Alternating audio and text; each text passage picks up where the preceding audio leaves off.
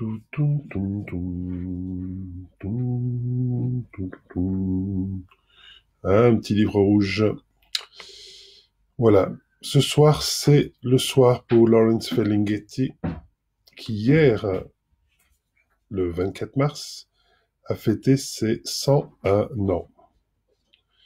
Alors l'an dernier, nous avions pu fêter ses 100 ans à la boutique Maelstrom. C'était quelque chose de formidable. Nous étions tous ensemble, confinés dans le grand espace du piétonnier, la plage Jourdan et de la boutique Maelstrom. Aujourd'hui, c'est chacun chez soi, pour le moment. Nous n'en sommes qu'au 7e jour, hein. Enfin bon, pour certains au 10e jour. Nous verrons dans 2 ans. Poésie, art de l'insurrection. Le petit livre rouge.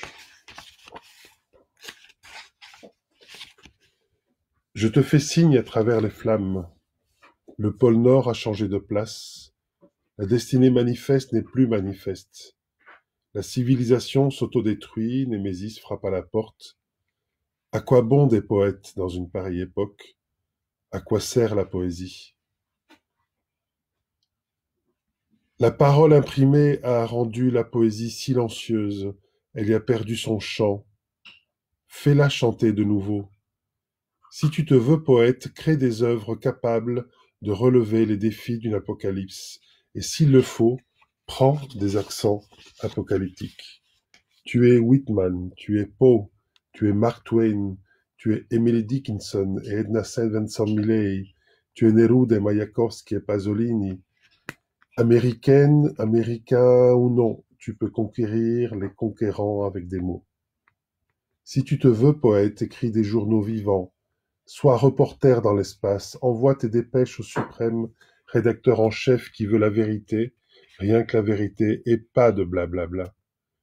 Si tu veux être un grand poète, expérimente toutes sortes de poétiques, grammaire, érotique, barbare, religion extatique, épanchement païen, glossolalique, et l'emphase des discours publics, les gribouillis automatiques, les perceptions surréalistes, les flots de conscience, les sons trouvés, cris et récriminations, et crée ta voix limbique, ta voix sous-jacente, ta voix, la tienne.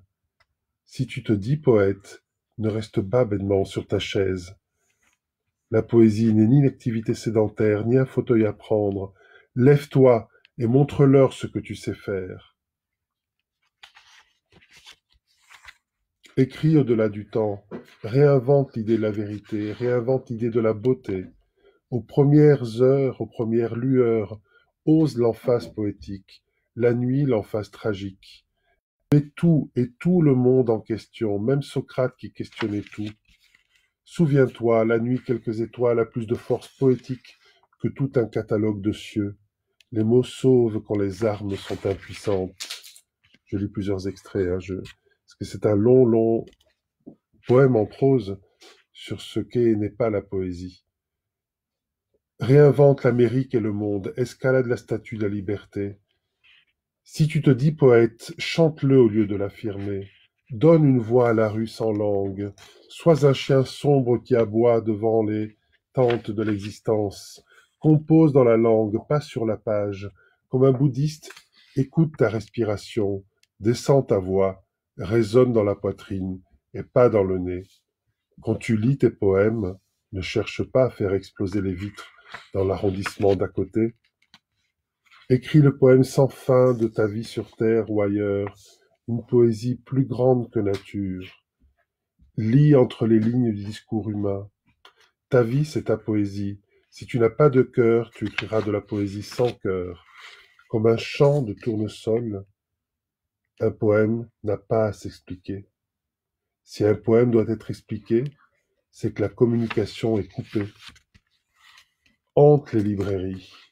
Deviens un esprit nouveau et renouvelle-toi. Savoure le pessimisme de l'intellect et l'optimisme de la volonté. Ne souffle pas des bulles de désespoir. Génère de la joie collective face à la morosité ambiante.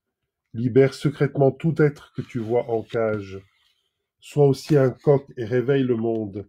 écrit de courts poèmes avec la voix des oiseaux. Le chant des oiseaux n'est pas le produit des machines.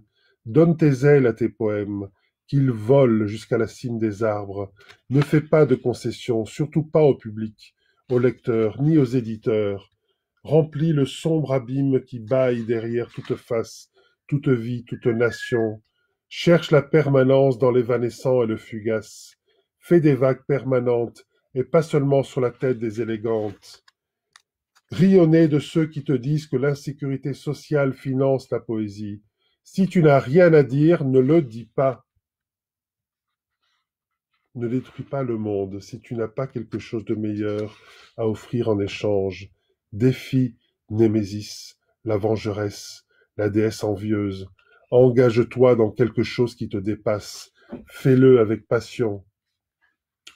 Sois la mouche du coche de l'État, mais aussi sa luciole. Et si tu as 2 miches de pain, fais comme les Grecs, vends-en une, et avec le denier du royaume, achète des tournesols. Réveille-toi, le monde brûle.